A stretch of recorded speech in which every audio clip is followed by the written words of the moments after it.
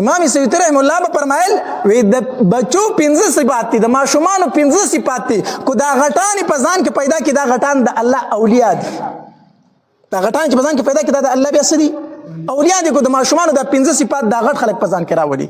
یو به امام سیوطی رحم الله فرمایل وی ماشومانو ته د رزق زیاته پروا نه، دا د ماشوم صفت ته چې د رزق پروا ماشوم سره دا پروا نه چې ډوډۍ به یې کنه به میلاو بشي او که میلاو بنشي.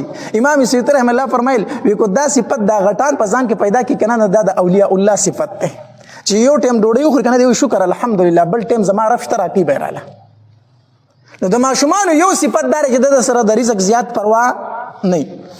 دویم د ماشومان دا صفت ته چې کله د بیمار شي نو د ګیلی شکوي نه کوي، پر یادونه چاته نه کوي چې یاره داسې ما نه خکېږم او خو خراب شوم او کټ کې.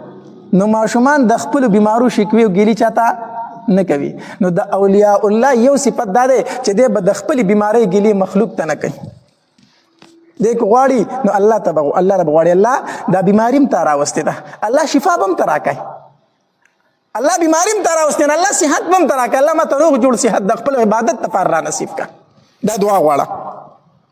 او دریم صفت د ماشومانو دا دی چې وی دوی خوراک یو ځای کوي.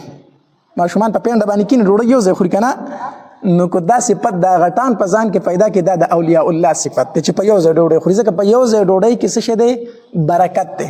حدیث مبارک کې راځي نبی علیه الصلاۃ والسلام فرمایي الله په جمع کې برکت ایښی دی، الله په جمع کې څه ایښی دی. نو هر کار چې په جمع کېږي په هغې کې به برکت وي، نو ډوډۍ چې په شریکه خوړلی کېږي په هغې ډوډۍ کې څه وي برکت وي. او څلورم دا چې ماشومانو کې دا صفت دی چې کله ویریږي نو د سترګو نه یې اوښکې بهیږي. ماشومان چې ویریږي نو د سترګو نه یې څه کېږي اوښکې بهیږي. کو دا صفت په دې غټانو کې پیدا شو که نه چې دوی د الله نه ویریږي او د سترګو نه یې اوښکې روانې شي، دی د الله ولی دی. بیا د الله ولی دی ته وایي چې دی به خپل ګناهونه یادوي، ده ته چې کله جهنم یادېږي د سترګو نه به اوښکې ځي. د ماشوم صفت دا دی چې دی کله یریږي دی جاړي د اوښکو نه اوښکې بهیږي، د سترګو نه اوښکې بهیږي. دا غټ خلک هم چې کله د الله نه ویرېده او د دوی د سترګو نه اوښکې روانې شي دا د الله بیا څه دی ولی دی. ده او پنځم صفت دا دی په ماشومانو کې چې دوی جګړه وکړي نو روغه ډېر زر کوي. دلته جګړه وکړي او دلته کې صحیح بیا یو وي، دا د ماشومانو صفت دی. نو که دا صفت په غټانو کې پیدا شو چې تو مې پکې راځي جګړې به راځي، خو ګورې لکه زړه کې به یو بل ته سپریدونه ډایرکټ په صلح کوو، نو دا د نیکانو خلکو صفت دی. نو په هغې کې یو خبره دا وه چې د ماشومانو سره د رزق پروا ډېره نه. دویم چې ویریږي نو جاړي. نو خبره مې دا کوله چې د رزق وعده الله کړي په دې مال پسې ډېر مه لګئ او د الله په در کې جاړئ الله ته. الله تبارک وتعالی د عمل کولو توفیق راکړي.